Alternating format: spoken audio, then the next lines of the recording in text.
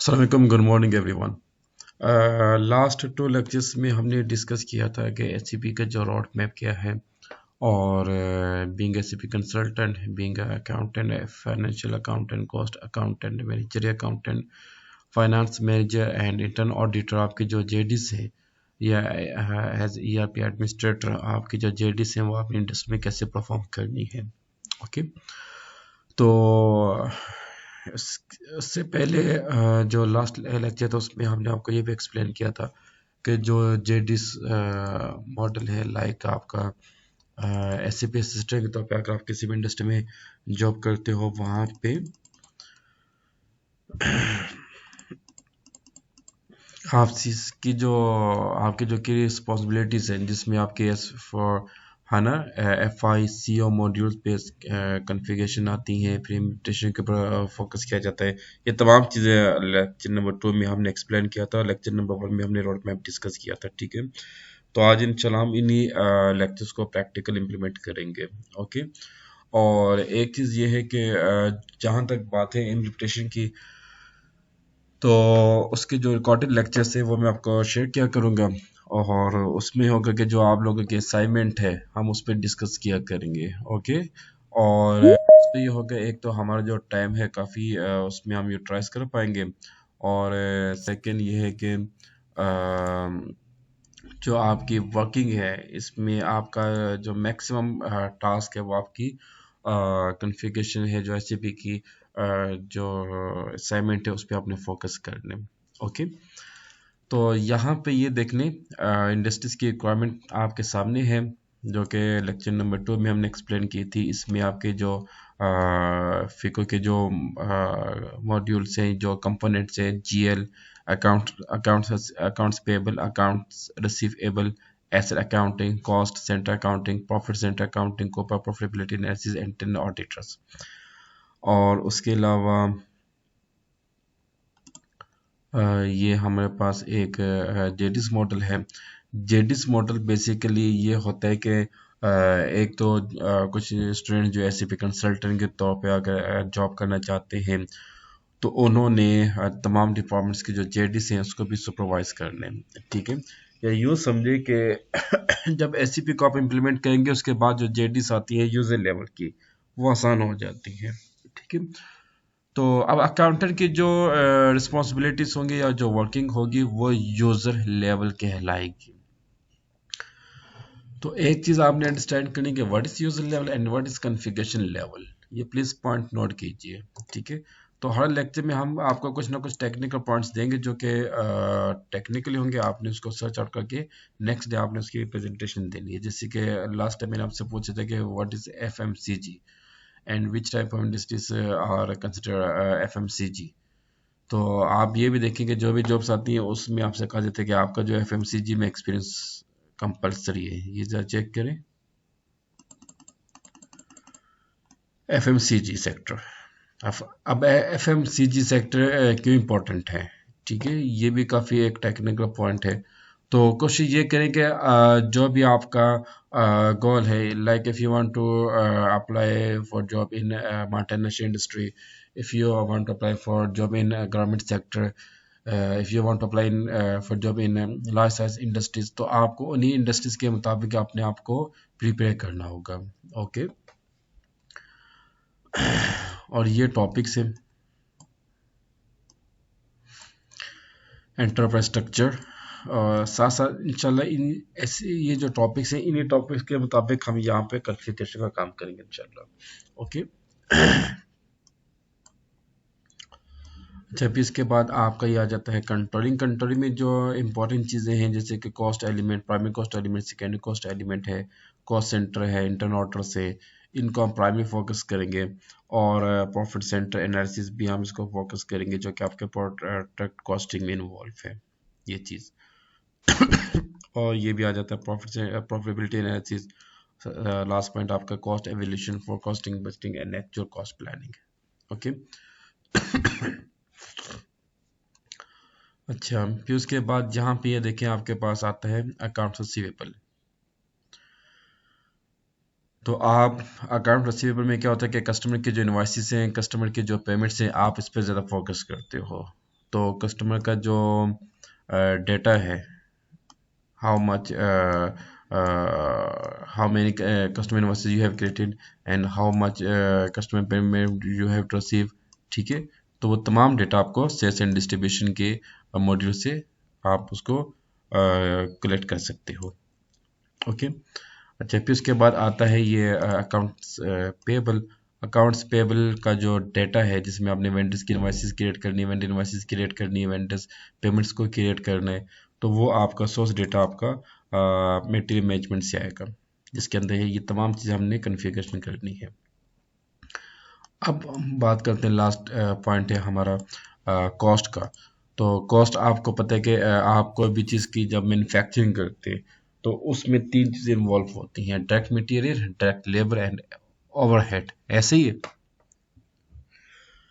तो जो तीन चीज़ें आपकी हैं, direct material, direct labour, overhead, तो ये कहाँ से आपको मिलेगा? आपको प्रोडक्शन से मिलेगा, क्योंकि तमाम चीज़ें, तीनों चीज़ें जो हैं वो आपकी प्रोडक्शन में इन्वॉल्व हो रही होती हैं। ज़ाहिर सी बात है, डायरेक्ट मटेरियल भी आपका जो है वो प्रोडक्शन में इंगेज होता है, प्रोडक्शन में आपका यूटिलाइज किया जाता है, जिसमें आपने रॉ मटेरियल से रॉ मटेरियल को फिनिश गुड में कन्वर्ट करना होता है, और फिर उसके बाद लेबर भी वहीं पे इंगेज की जाती है। फिर उसके बाद जो डिफरेंट किस्म की इंटरेक्ट मटेरियल से ही इंटरेक्ट लेबर है, वो भी आपका प्रोडक्शन डिपार्टमेंट में इस्तेमाल किया जाता है, ठीक है। तो कॉस्टिंग के लिए जो हमारा सोर्स डेटा होगा वो कौन सा होगा? Production department. ओके, यहाँ तक क्लियर?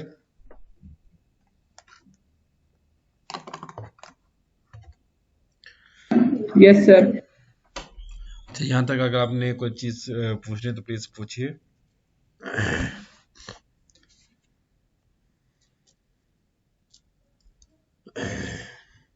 अच्छा, एक चीज़ है कि एससीपी के अगर आपको एक एक चीज़ के लिए हो गया तो फिर इंशाल्लाह हर चीज़ जो है ना, हम इसको इंशाल्लाह कोशिश करके जल्दी से इसको प्रोसीड कर पाएंगे। अच्छा, अब अगला काम क्या होगा? इसके आपने नोट्स कैसे बनाने, बल्कि कुछ मेरे पास नोट्स भी बने हुए। अच्छा स्टूडेंट, एक और चीज़ जो कि बहुत इम्पोर्टेंट है, एक्सट्रीम इम्पोर्टेंट है। आप सबके पास तो ये पानी की बोतल तो लाजमी होगी। आप लोग ने पानी की जो बोतल है, आपने इसको यूज़ भी किया होगा अपनी लाइफ में। नेस्ले या आप या कैसे कहते हैं, पेप्सी की या कोई भी एक्वाफिना पानी की बोतल अगर आप यूज़ करते हैं तो बैक एंड के ऊपर इस तरह का जो लेबल है आप लोगों ने देखा होगा। स्टूडेंट्स काइंडली प्लीज पार्टिसिपेट, क्योंकि आपके यस पार्टिसिपेशन सर। से ज़्यादा ये इफेक्टिव होगा। हैदर, आप भी काइंडली ज़रा पार्टिसिपेट कीजिए प्लीज़। हैदर बेटा, आपका आवाज़ आ रही है? जी सर, आ रही। हैदर, आपसे एक सवाल है। अब ये देखें कि ये तमाम जो वाटर्स हैं, जो सॉरी पानी की जो बॉटल्स हैं, उसके बैक एंड के ऊपर ये आपका एक लेबर आप लोगों ने देखा होगा। अब ये क्या है? मैग्नीशियम मिलीग्राम पर लीटर। 1 लीटर में 5 मिलीग्राम मैग्नीशियम इस्तेमाल किया जाता है। अब कॉस्टिंग पर्पस के लिए, कॉस्टिंग पॉइंट ऑफ व्यू के लिए, we have to calculate exact cost of magnesium, how much magnesium is used in 1 litre, ठीक है। ये भी आपने इसकी कॉस्ट कैलकुलेट करनी है। फिर सोडियम कितना है? 7 मिलीग्राम पर लीटर, आपने इसकी कॉस्ट कैलकुलेट करनी है। यानी कि 1 लीटर में कितना सोडियम इस्तेमाल किया गया है? 7 मिलीग्राम। तो अब 7 मिलीग्राम की कॉस्ट कितनी इस्तेमाल की गई है, कितनी कॉस्ट, कितने का, कितने रुपए का सोडियम आपने पर लीटर वाटर में सोडियम का यूज़ किया। सल्फेट है, कैल्शियम है, पोटाशियम है, क्लोराइड है, ये तमाम की कॉस्ट आपने कैलकुलेट करनी है। फिर उसके अलावा आपने ये बताना है कि कितनी लेबर इस्तेमाल की गई है। एक बॉटल को बनाने के लिए कितने रुपए की लेबर आपने उसको यूटिलाइज किया हुआ है। फिर 1 लीटर पानी के बॉटल को बनाने के लिए आपने कितने रुपए की इलेक्ट्रिसिटी इस्तेमाल की है। these points are clear? Yes, sir. तो ये कैलकुलेट हो जाएंगे। ये जो अभी आपको मैंने एक एग्जांपल दिया ना, ये भी इंशाल्लाह आपके ट्रेनिंग का पार्ट है, और ये इंशाल्लाह हम करेंगे जब आपका 40 डेज कंप्लीट हो जाएंगे इंशाल्लाह, ठीक है। 40 या 40 नहीं, 30 डेज आपके, एक माह जब आपका कंप्लीट हो जाएगा इंशाल्लाह। अच्छा, उसके बाद है नोट्स। नोट्स आपने ऐसे बनाने हैं। अब पहला टॉपिक क्या हमारा, एंटरप्राइज स्ट्रक्चर। एंटरप्राइज स्ट्रक्चर क्या होता है, ऑर्गेनाइजेशन स्ट्रक्चर, कंपनी का जो बेसिक स्ट्रक्चर आपने पहले डिफाइन करना होता है। अच्छा, अब ये पाथ है,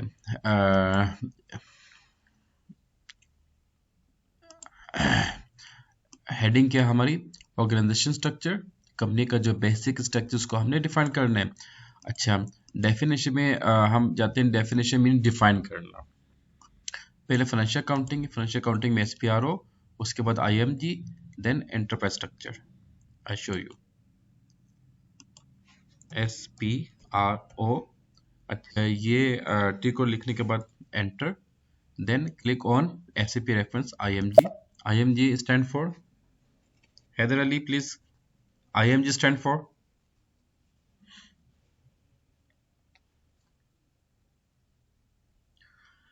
क्या बात है पार्टिसिपेशन नहीं आ रही।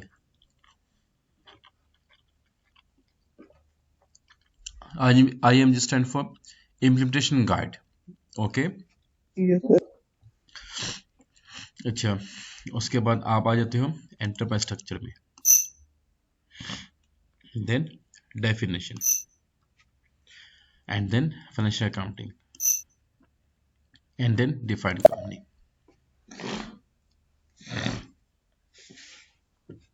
अच्छा, जब डिफाइंड कंपनी में आप आओगे तो यहाँ पे आप आओगे न्यू एंट्री में, ठीक है। न्यू एंट्री में आपका जो कंपनी कोड होगी वो होगी GB01। अब इसको हमने नाम दिया है ग्लोबल बेवरेजेस। एक मिनट,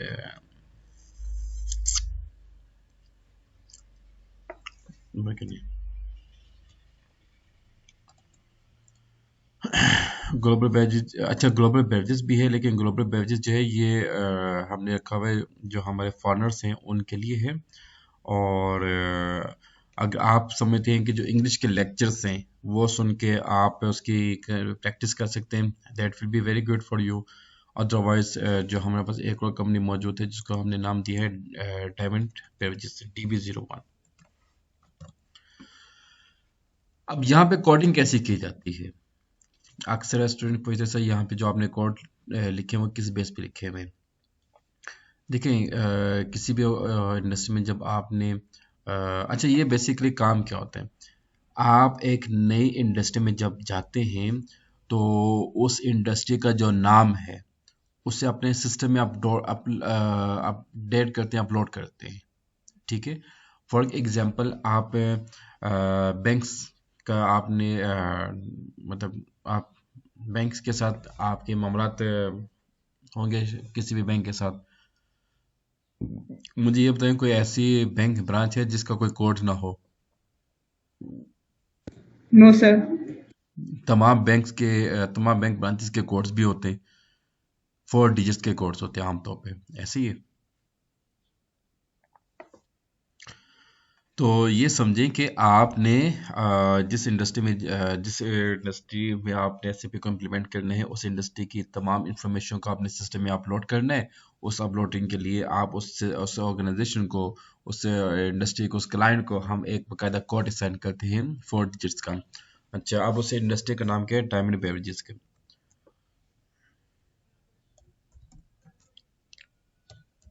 डायमंड बेवरेजेस, ये स्पेलिंग से प्लीज चेक कीजिएगा। अच्छा, उसके बाद स्टेट आम सर कोड हम कोई सा भी लिख सकते हैं ना, क्योंकि कोड तो हम ही असाइन कर रहे हैं ना। हाँ, कोड हम ही साइन करें, लेकिन यहाँ पे जो मैंने कोड लिखे ना वो मैं कोड ऐसे लिखता हूँ कि जो भी हम एक्टिविटी को परफॉर्म कर होते हैं ना, मैं उसके अल्फाबेट्स ले लेता हूँ।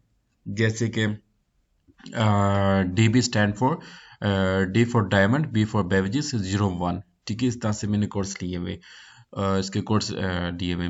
तो आप अपनी मर्जी से कोई भी कोर्स क्लियर कर सकते हो, नो प्रॉब्लम। ठीक है, तो लेकिन वो कोर्स आपको याद भी रहने चाहिए।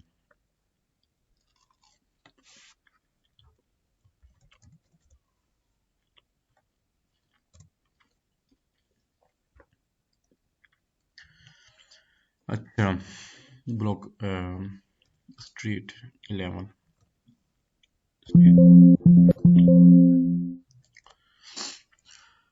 अच्छा, आमतौर पे जो हम लिखते हैं ना एड्रेस, सबसे पहले हम लिखते हैं house number, then street, then block या टाउन। ठीक है, मैंने जितने भी देखे हैं जो न्यू कॉमर्स इंडस्ट्रीज में आते हैं, जब उनसे हम कहते हैं कि बेटे आप एक प्रॉपर एड्रेस को रिकॉर्ड करें या नोट डाउन करें, तो उसमें काफ़ी इश्यूज आते हैं। ठीक है, ऑफिशियल वे ये होता है कि आप सबसे पहले आपने हाउस नंबर या प्लॉट नंबर या फ्लैट नंबर या जो भी है वो आपने लिखने, उसके बाद स्ट्रीट एंड देन ब्लॉक।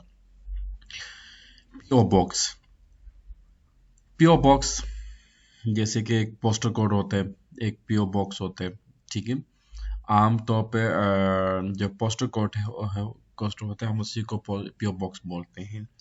तो ये हर कंट्री के जो है ना डिफरेंट डिफरेंट कोड्स के डिजिट्स हैं। कुछ कंट्रीज के 4 डिजिट्स हैं, कुछ के 5 डिजिट्स हैं, कुछ के 6 डिजिट्स कोड्स होते हैं। तो पाकिस्तान के 5 डिजिट कोड्स हैं। ठीक है, तो मैं यहाँ पे जस्ट लिख रहा हूँ 45,000, और पोस्टल कोड सॉरी सॉरी गलत हो गया। पीओ बॉक्स आपका आता है 4 डिजिट्स का, और पोस्टल कोड की मैं बात करता है, ये हर कंट्री टू कंट्री वेरी करती है। कुछ कंट्री के 5 डिजिट्स होते हैं, कुछ के 4 डिजिट्स एंड कुछ के 6 डिजिट्स कहला वो होते हैं। And then give you city, country PK, language EN, currency PKR, enter and save। अब यहाँ पे वो देखो आपसे क्या an enter already as this with the same key. ठीक है, लेकिन जब आप इसको एंटर और कंट्रोल एस करेंगे तो आपका डेटा सेव हो जाएगा। ओके, इसी तरह से आपने डेटा को कॉन्फ़िगर करना है, और उसके अलावा यहाँ पे आपका डेटा आ जाएगा, जैसे कि DB01, ये है डायमंड बेवरेजेस, ऑलरेडी हमारे पास मौजूद है। ओके, तो आप को और भी 2-3 कंपनीज को क्रिएट कर सकते हैं अपने अपने सिस्टम में, तो कोई इशू नहीं होगा। ठीक है, जितनी आप इसकी प्रैक्टिस करोगे, जितनी आप इसकी टेक्निकली चीज़ों को अंडरस्टैंड करेंगे, उतना ही जल्दी आप सीखोगे, और बेहतरीन तरीके से आप सीखेंगे इंशाल्लाह। क्योंकि आपके पास करिकुलम मौजूद है, आपके पास सॉफ्टवेयर मौजूद है, आपके पास लेक्चर्स मौजूद हैं, आपके पास जो इंडस्ट्रीज की जो रिक्वायरमेंट वो भी आपके पास मौजूद है। ठीक है, जैसे कि अभी मतलब कि हमारी कुछ इंडस्ट्री के साथ बातचीत चल रही है, तो उन्होंने कहा था कि आप हमें अपने क्वालिफाइड जो कैंडिडेट्स हैं, स्टूडेंट्स, उनके हमें सीवी फॉरवर्ड करें। तो ये स्पेशली पेप्सी वालों ने अल्हम्दुलिल्लाह डिमांड किए हैं। तो मैं ये चाहता हूँ कि जब आप किसी भी इंडस्ट्री में जाएं, तो आप वहाँ पे इतना अच्छा परफॉर्म करें कि इंडस्ट्री खुद आपको प्रेफर करे, आपको फॉलो करे, कि आपको इंगेज करने के लिए एक होता है ना कि आपके पीछे भागे, जैसे कामयाबी इंसान के पीछे भागती है, जस्ट लाइक दैट। ओके, तो ये तभी स्टूडेंट पॉसिबल होगा कि जब आप एक एक चीज़ की लॉजिक्स को अंडरस्टैंड करेंगे, लॉजिक्स को अंडरस्टैंड करेंगे। सेकंड, जो आपकी वो हैं असाइनमेंट्स है, वो आप टाइमली और इफेक्टिवली प्रेजेंट करेंगे। ठीक है, तो आज की जो असाइनमेंट है उसमें कोशिश ये करेंगे जो इसके डिफरेंट एरिया से, जैसे फाइनेंशियल अकाउंटिंग में हमने डिफाइन कंपनी किया, फिर उसके बाद डिफाइंड क्रेडिट कंट्रोल एरिया। ठीक है, अब क्रेडिट कंट्रोल एरिया क्या होता है? देखिए, कोई भी ऑर्गेनाइजेशन है, कोई ऐसी इंडस्ट्री है जो सेल्स या रेवेन्यू अर्न ना करती हो, मतलब कोई ऐसी इंडस्ट्री है जो पैसा ना कमाना चाहती हो, ये नो जो सर। यानी कि हर इंडस्ट्री जो है वो अपना रेवेन्यू पैसा कमाना चाहती है।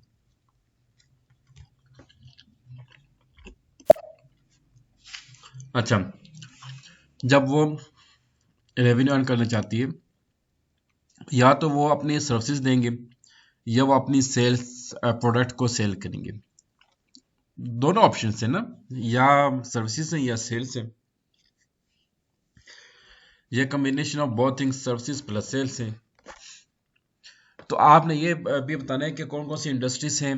अच्छा, मैंने आपको एक असाइनमेंट भी ये भी दी थी कि आपने list of SAP companies define करनी है कि किन किन इंडस्ट्रीज में एसएपी इम्प्लीमेंट हो चुके हैं, किस किस इंडस्ट्री में ओरेकल भी यूज़ हो रहा है। ठीक है, तो जहाँ पे ओरेकल इस्तेमाल हो रहा है तो वहाँ पे भी आप इजीली अपनी जॉब को परफॉर्म कर सकते हैं, क्योंकि एससीपी के बाद ओरेकल आपके लिए बहुत आसान हो जाते हैं इंशाल्लाह। क्रेडिट कंट्रोल एरिया के अंदर जो है आप ये बताते हैं कि आपके जो सेल्स हैं, ठीक है, वो आपने किस करेंसी में करनी है, जो आपकी सर्विसेज हैं वो आपने किस करेंसी में करनी है। तो यहाँ पे जो मैंने कोड दिया था CCAD, ठीक है। आप C for credit, C for control, A for area and D for diamond, currency PKR। अच्छा, एंटर एंड सेव। ठीक है, इस तरह से आपने डेटा को सर ये एंटर। दोबारा रिपीट कर दें, क्रेडिट कंट्रोल एरिया में आपने कोड जो लिखा है। मैंने क्या लिखा है कोड, CCAD। अब पहला सी का मतलब क्या है, क्रेडिट। सेकंड सी का मतलब क्या है, कंट्रोल। और थर्ड अल्फाबेट का क्या है, area. And fourth one is diamond. ठीक है, क्योंकि डिफरेंट मेरे पास कंपनीज हैं, तो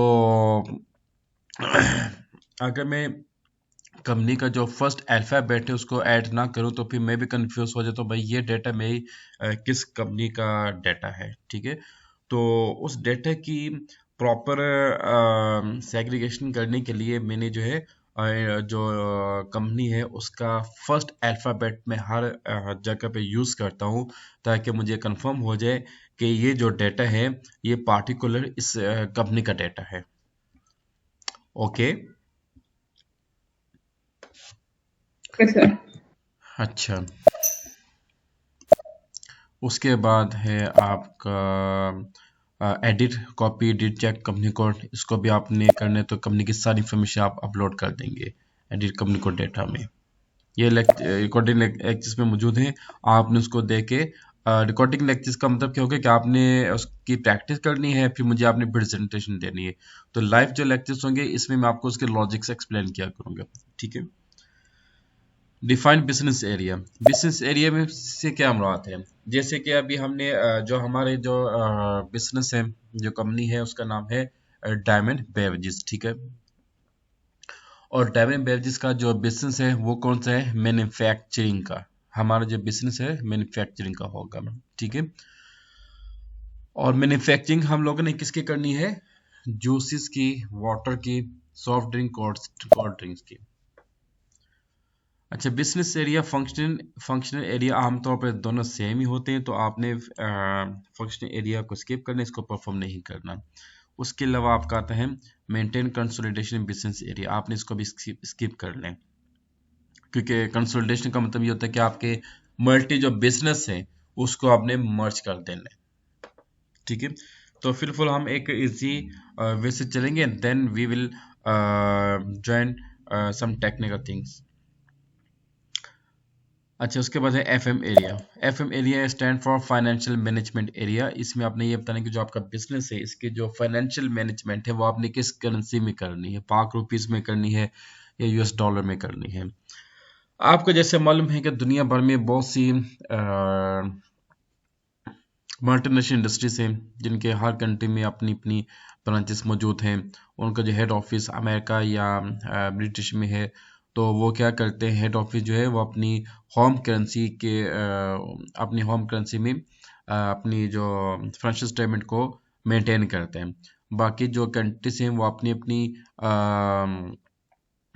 करेंसी में उसको मेंटेन करती हैं। जैसे कि पाकिस्तान है, पाकिस्तान में पेप्सी भी है, पाकिस्तान में नेस्ले भी है, पाकिस्तान में कोका कोला भी है, और काफ़ी इंडस्ट्रीज पाकिस्तान में मौजूद हैं। ओके, अब पाकिस्तानी जो पेप्सी है, ये प्रॉक्टर एंड गैम्बल, यूनिलीवर, जितनी भी मल्टीनेशनल इंडस्ट्रीज हैं, ये अपनी होम करेंसी में फाइनेंशियल स्टेटमेंट को प्रिपेयर करती हैं। ओके। और इंडिया में INR, दुबई में दिरहम, सऊदी अरबिया में सऊदी रियाल, और इसी तरह से हर जैसे कि कनाडा में कैनेडियन डॉलर, ऑस्ट्रेलिया में ऑस्ट्रेलिया डॉलर। ठीक है। तो इसी तरह से हर कंट्री जो है अपनी अपनी होम करेंसी के तौर पे अपनी फाइनेंशियल स्टेटमेंट को मेंटेन करेगा, और जो हेड ऑफिस होगा वो अपनी होम करेंसी के तौर पे तमाम जो ब्रांचेस हैं कंट्री के, उसकी जो है वो मेंटेन करेगा अपनी होम करेंसी में। This point is clear? Yes sir. Sir मैंने एक बात पूछनी है, एफएम एरिया में मैंने विंडो पे दिख रहा था कि कोड्स भी हैं और कंपनी का नेम भी है। तो हम जो है कंपनी का नेम जो आपने डायमंड बेवरेजेस है वो कोड वैसे ही डिफाइन करके आगे बता देंगे कि करेंसी कौन सी है। एग्जैक्टली जैसे कि FM एरिया, FMAD, ठीक है। FMAD, F for FMA financial management area, D for diamond. मैंने यहाँ पे लिख दिया डायमंड का, क्योंकि मैं डायमंड लिखता हूँ मुझे वो कम नहीं याद रहती ना, क्या ये ले। ठीक है। तो ये फिर यहाँ पर आप एंट्री सेव करेंगे तो आपकी एंट्री सेव हो जाएगी, जस्ट लाइक दिस, ये। अच्छा, अब हम बैक पे आते हैं, और जो आप बात कर रही थी,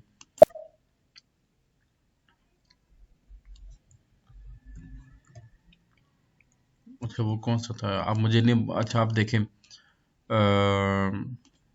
एक मिनट ठहरे,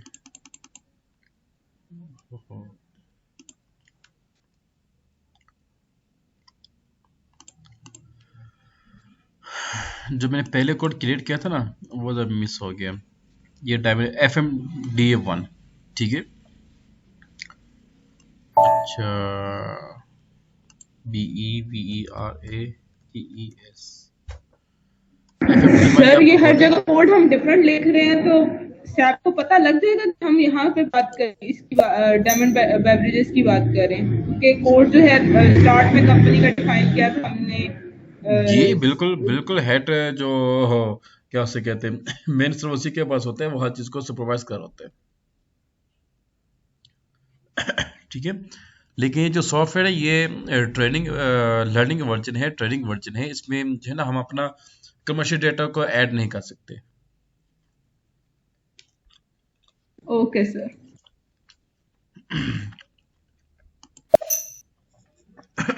अच्छा, उसके बाद आती है ये हमारा लॉजिस्टिक्स जर्नल, इसमें आपने प्लान को डिफाइन करना है। देखिए अभी हमने बात की थी, और सर एक पॉइंट रह गया ऊपर, सेगमेंट का। सेगमेंट ये होता है जैसे कि जो हमारा बिजनेस नेचर है वो है मैन्युफैक्चरिंग का, तो बिजनेस एरिया हमारा मैन्युफैक्चरिंग आ गया, और सेगमेंट में ये हम बताएंगे कि which type of manufacturing we are doing. तो सेगमेंट में मैन्युफैक्चरिंग को हमने मजीद क्लासीफाई कर दिया, जिसमें वाटर है, जूसेस है, सॉफ्ट ड्रिंक्स हैं, कोल्ड ड्रिंक्स है, इनकी हमने मैन्युफैक्चरिंग करनी है। ओके। अच्छा, अब आपको ये मालूम है कि कोई भी इंडस्ट्री जो है वो बेस करती है मैन्युफैक्चरिंग सेक्टर है या सर्विस सेक्टर है। अगर तो सर्विस सेक्टर है तो फिर उसमें प्लांट की ज़रूरत नहीं पड़ती। अगर मैन्युफैक्चरिंग सेक्टर है तो फिर आपने प्लांट को लाजमी ऐड करना है, क्योंकि प्लांट ही के बेस पे हमने कॉस्टिंग कैलकुलेट करनी है, प्लांट ही के बेस पे हमने फाइनेंसिंग करनी है। ठीक है। देखिए जितना आपका प्लांट कैपेसिटी होगी, जितनी प्रोडक्शन कैपेसिटी होगी, हम उतना ही ज़्यादा अपना सेल्स ऑर्डर के ऊपर फोकस करेंगे। जितना ज़्यादा हमारे पास सेल ऑर्डर होगा, हम उतना ही ज़्यादा फाइनेंस इन्वेस्ट करेंगे। जितना ज़्यादा फाइनेंस इन्वेस्ट होगा, उतना ही ज़्यादा हम अपनी मेन पावर को, लेबर को इंगेज करेंगे, और उतनी ही हमारी ज़्यादा कॉस्टिंग यूटिलाइज होगी। Is this point clear? Sir इसको थोड़ा एग्जांपल से समझा देंगे, मुझे थोड़ा सा क्लियर नहीं हो रहा। अरे बेटे, क्या आप कोई एग्जांपल दे सकते हो?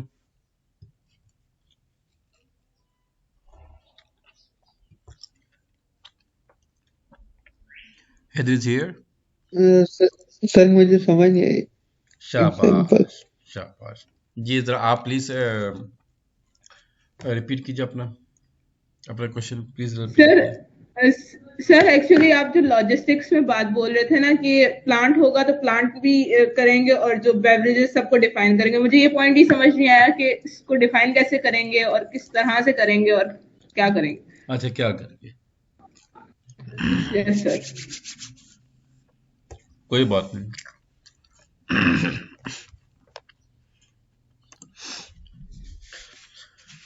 हमें यहाँ पे एक एग्जांपल लेते हैं। फॉर एग्जांपल अभी हमने हमने जिस इंडस्ट्री को इसमें अपडेट किया डायमंड बेवरेजेस के, ठीक है। सबसे पहले तो ये देखा जाता है कि इस बिजनेस का जो साइज कितना है, क्या ये स्मॉल इंडस्ट्री है या लार्ज इंडस्ट्री है या मल्टीनेशनल इंडस्ट्री है, नंबर वन। उसके बाद ये देखते हैं कि इसकी प्रोडक्शन कैपेसिटी कितनी है, ठीक है। लेट्स से कि हम लोगों ने मैन्युफैक्चरिंग किस चीज़ की करनी है, बॉटल्स की। हम मिनी वाटर के और जूसेस की एग्जांपल लेते हैं फॉर एग्जांपल। तो पर डे इसकी जो प्रोडक्शन कैपेसिटी है वो है 1,00,000 लीटर बॉटल्स, ठीक है। तो जो इंडस्ट्री जिसकी कैपेसिटी हो 1,00,000 लीटर बॉटल पर डे, आपको क्या लगता है कि वो नॉर्मल या स्मॉल इंडस्ट्री होगी? सर लार्ज में आएगी ना। शाबाश, वेरी गुड, लार्ज में आएगी, ठीक है। अब 1,00,000 बॉटल हमने प्रोड्यूस करनी है तो इसका मतलब क्या हुआ कि हमें एक बहुत बड़ा हैवी सेटअप चाहिए प्लांट्स का, मशीनरी का, ऐसी है क्यों हैदर बेटे? ऐसी ना, अगर आपने 1,00,000 बॉटल मैन्युफैक्चरिंग करनी है तो आपको एक हैवी सिस्टम चाहिए ना, जी सर ऐसी। ठीक है। अच्छा, या आपने 1,00,000 लीटर जूस प्रोड्यूस करने हैं पर डे, तो आपको फिर डेफिनेटली एक बड़ी सी मशीनरी चाहिए, प्लांट्स चाहिए, फिर उसके लिए आपको रॉ मटेरियल्स को रखने के लिए स्टोर भी चाहिए, ठीक है। 1,00,000 बॉटल्स, अब 1,00,000 बॉटल्स को रखने के लिए आपको छोटा रूम तो नहीं चाहिए होगा ना, आपको तो बड़े बड़े गोडाउन्स चाहिए, वे हाउस चाहिए, आपको बड़ा स्टोर आपको चाहिए, कैपेसिटी जिसकी ठीक ठाक हो, 2-3 कनाल का स्टोर हो, तब आपकी जो डेली के प्रोडक्शन है आप उसको मीट कर पाएंगे। ऐसी है। अच्छा, फिर उस स्टोर के मुताबिक उस प्लान के मुताबिक आपने लेबर को भी इंगेज करना है। जितना आपका प्रोडक्शन साइज ज़्यादा होगा, जितना प्लांट हैवी होगा, जितना प्लांट मतलब कि मशीनरी ज़्यादा होगी, उतनी ही लेबर भी इंगेज होगी ज़्यादा, है ना। Yes sir. अच्छा, उसके बाद जितनी आपकी प्लांट कैपेसिटी ज़्यादा होगी, मशीनरी की कैपेसिटी ज़्यादा होगी, मैन पावर की कैपेसिटी ज़्यादा होगी, इसका मतलब ये हुआ कि आपका फाइनेंस भी ज़्यादा होगा। अब एक बॉटल की कीमत है लेट्स से कि 30 रुपीज़ 1 बॉटल। तो 1,00,000 बॉटल अगर आपने एक दिन के प्रोड्यूस करनी है तो आपके पास कितनी आ जाती है पर डे? 3 मिलियन, 30 लाख। अब आप इसको लेके जाओ 10 डेज के ऊपर, तो आपके बन जाती है 30 मिलियन, 3 करोड़। अब आप उसको लेके जाओ पर मंथ, तो ये आपके बन जाती है 90 मिलियन, यानी कि 9 करोड़। तो आपके फाइनेंसिंग कितनी आ रही है? 9 करोड़, यानी कि आपका जो एनुअली जो सॉरी मंथली जो आपका रेवेन्यू है सेल्स का, वो 90 मिलियन, 9 करोड़ आपका बन रहा है, ठीक है। तो अब इसी निस्बत से ये तो आपका एक एक्सपेक्टेड रेवेन्यू आ रहा है ना 90 मिलियन, तो भाई इसी निस्बत से आपकी कॉस्टिंग भी ज़्यादा होगी। लेट से कि अगर आप इसमें 10% वो लेते हो, अपना प्रॉफिट लेते हैं, यानी कि 90 मिलियन में से 9 मिलियन या 10 मिलियन आपने अपना प्रॉफिट निकाल दिया, तो 80 मिलियन आपकी कॉस्ट है, 8 करोड़ पे आपके कॉस्ट है। बात समझा रही बेटे? यानी कि जितना आपका प्रोडक्शन डिपार्टमेंट या प्रोडक्शन कैपेसिटी ज़्यादा होगी, उतनी ही हमारी फाइनेंसिंग भी ज़्यादा होगी, उतनी ही हमारी जो है कॉस्टिंग भी ज़्यादा होगी। ठीक है, तो जो प्रोडक्शन डिपार्टमेंट है, ये आपका इंतहाई इम्पोर्टेंट रोल प्ले करता है किसी भी ऑर्गेनाइजेशन में। क्लियर? आप सब ने सजेस्ट किया होगा ना, आप लोगों ने फाइनेंशियल अकाउंटिंग भी स्टडी की होगी, आप लोगों ने कॉस्टिंग भी स्टडी की होगी, आपने फंडामेंटल फाइनेंशियल परफॉर्मेंस भी स्टडी की होगी, आपने ऑडिट भी स्टडी किया होगा। इस तरह के काफ़ी सब्जेक्ट्स आप लोगों ने स्टडी किए होंगे अपने अपने एजुकेशन कैरियर में। Yes sir. तो क्या वहाँ पे ये चीज़ें मौजूद नहीं है? फाइनेंसिंग में क्या होता है कि भाई इतने मतलब कि हमारी वो परचेजेस हैं, इतने शेयर्स हैं, इतने एक्सपेंसेस हैं, एसेट्स हैं, लाइबिलिटीज हैं, कैपिटल है, फलां फलां फलां फलां फलां है। लेकिन इंडस्ट्रियल नेचर जो है ना, इंडस्ट्री में काम करने का तरीका वो बहुत डिफरेंट है। इंडस्ट्री में मैं समझता हूँ कि जो एक प्रोफेशनल क्वालिफाइड एसीपी कंसल्टेंट या अकाउंटेंट वही बन सकता है जिसकी कॉस्टिंग में सही से ग्रिप हो। देखिए, आप सब माशा से क्वालिफाइड हैं, मुझे यह बताएं कि क्या आप इस काबिल हैं कि एक जो नेस्ले की जो बोतल है उसमें जो मैग्नीशियम है उसकी मुझे प्राइस बता दें कि हाफ लीटर बॉटल में कितने रुपए का मैग्नीशियम इस्तेमाल किया गया है और हाफ लीटर बॉटल में कितने रुपए की इलेक्ट्रिसिटी इस्तेमाल की गई है और हाफ लीटर बॉटल को बनाने में कितने रुपए की डायरेक्ट लेबर कॉस्ट इस्तेमाल की गई है। बता सकते हैं एक्यूरेट फिगर के साथ?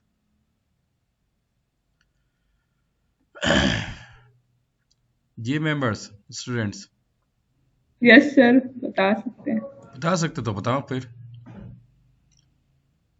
सर पहले कॉस्ट तो बताएं आप। मैं क्यों बताऊं? ये तो आपने बतानी कि मतलब कि वो जैसे कि 30 रुपीज से चले 30 रुपए की बॉटल है, ठीक है, वो सेल्स प्राइस है। 25 रुपीज आप उसकी कॉस्टिंग कर लो। आप बताएं उसमें से कितने रुपए की वो होगी? This costing is hardly possible to calculate without any systematic approach. Okay, systematic approach के बिना उसको कैलकुलेट करना बहुत ही मुश्किल है। आप ट्राई कीजिएगा, अगर आपने मुझे एक्यूरेट उसको कैलकुलेट कर दिया तो इंशाल्लाह आपको एक अच्छा रिवॉर्ड भी मिलेगा। इंशाल्लाह जो स्टूडेंट अच्छी परफॉर्मेंस देगा उसको एक अच्छा रिवॉर्ड भी मिलेगा इंशाल्लाह। ओके, तो प्लांट एक इम्पोर्टेंट रोल प्ले करते हैं आपकी तमाम फाइनेंशियल स्टेटमेंट्स के लिए। ठीक है, तो ये लॉजिक बेटा समझ आ गया आपको? प्लांट की जो अहमियत क्या है आपके फाइनेंशियल यस स्टेटमेंट्स के सर। लिए, आपके फाइनेंसिंग के लिए, आपकी कॉस्टिंग के लिए। हैदर बेटे, kindly participate. Point is clear? जी सर। अच्छा, जी सर। उसके बाद आता है लोकेशन। लोकेशन का मतलब प्लांट की लोकेशन। ठीक है, प्लांट आपके कहाँ पे मौजूद है। फिर डिवीजन आती है। डिवीजन में बेसिकली इसमें दो तीन चीज़ें इसको हम समझते हैं कि एक तो ये होती है कि भाई आपकी जो प्लांट है उसकी कैटेगरी, यानी कि प्लांट ने कौन सी प्रोडक्ट को मैन्युफैक्चर करना है, या प्लांट का जो क्लासिफिकेशन है, प्लांट नेम, बॉइलिंग प्लांट है हमारे पास, मिक्सिंग प्लांट है, फिल्ट्रेशन प्लांट है, पैकेजिंग प्लांट है, फिलिंग प्लांट है। ठीक है, डिफरेंट प्लांट्स हमारे पास मौजूद होते हैं, फिर उसके हम डिवीजन करते हैं। और सेकंड ये कि प्रोडक्ट की जो नेचर है वो भी आपने इसमें बतानी होती है कि आपने कौन से प्रोडक्ट्स में मैन्युफैक्चर कर रहे होते हो। जैसे कि प्लांट में हमने वाटर की मैन्युफैक्चरिंग करनी है, मैन्युफैक्चरिंग से मुराद उसकी प्रोसेसिंग करनी होती है ताकि वो पीने के काबिल हो जाए। ठीक है, बिग सिटीज में पानी की जो पीने के जो पानी है उसकी काफ़ी किल्लत है। तो ये डिवीजन में आता है कि आपने पानी को प्रोसेस करना होता है, या आपने जूसेस को प्रोसेस करना है, या सॉफ्ट ड्रिंक को प्रोसेस करनी है, सॉफ्ट ड्रिंक या जूसेस की मैन्युफैक्चरिंग करनी है, वो आपका डिवीजन के लगे हैं कि nature of product is called division. उसके बाद मटेरियल मैनेजमेंट, इसमें आप मेंटेन करते हो स्टोर डिपार्टमेंट, फिर परचेज डिपार्टमेंट को मेंटेन करते हो, ठीक है, ये डेफिनेशन में आ जाती हैं। असाइनमेंट का मतलब क्या होता है? इंटरलिंक करना। अच्छा, आप लोगों ने वो एक कॉन्सेप्ट किया, स्टडी किया होगा, क्लाइंट एंड सर्वर इंटरलिंक, आपने देखा होगा। मैं आपको यहाँ से भी दिखा देता हूँ वो कहाँ है।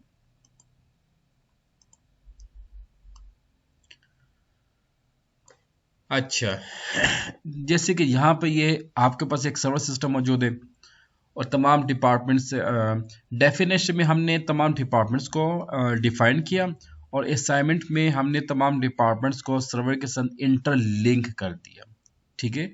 Interlink of departments to server and departments together is called assignment. Assignment का वहां पर मतलब क्या होता है? इंटरलिंक कर देना, ये लिंक डेवलप कर देना, जस्ट लाइक दिस। जैसे कि आपको ये डबल हेडेड एरोस नजर आ रहे, ये असाइनमेंट है, ये इंटरलिंक है। Okay students, assignment point is clear, इसकी लॉजिक क्लियर।